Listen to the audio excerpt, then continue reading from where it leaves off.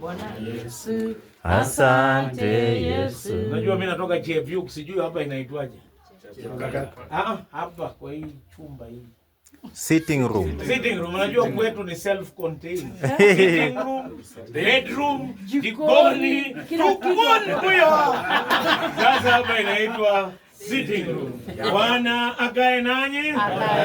Bariki chumba hiki cha sitting room ambayo watumishi wako wanakaa pamoja na wageni kukula na pia kushauriana, na pia Baba mwema kustarehe na kuwaza na kutafakari. Tuwabariki chumba hiki na kuiweka wakfu itumike kwa utukufu wa jina lako na kwa manufaa ya jamii hii. Tuwabarikisha chumba hiki kwa jina la Mungu Baba, Mwana na Roho Mtakatifu. Amen.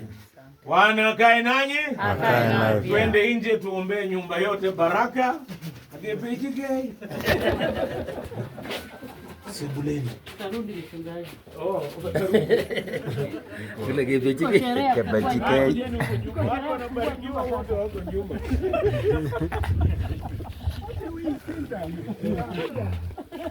Kuja hapa jirani. Hapa kidogo. Simameni huko, mimi nakaa huko mbele nyinyi. Karibu na nyumba hii. Okay, baraka. Haya, mbona tuangalia hapa mbele. Bwana akae nanyi. Akae nawe pia. Mwenyezi Mungu abariki jamii ya Musa pamoja na mama. Abariki na kazi ya mikono yao na biashara na ukulima wao. Na abariki nyumba hii. Na abariki wanachama wote wa Kama ambao tumehudhuria hafla hii.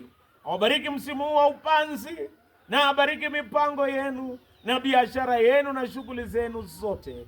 Wabarikisha na kuweka wakfu jamii hii na wanachama wa Kama kwa jina la Mungu Baba, Mwana na Roho Mtakatifu. Amen.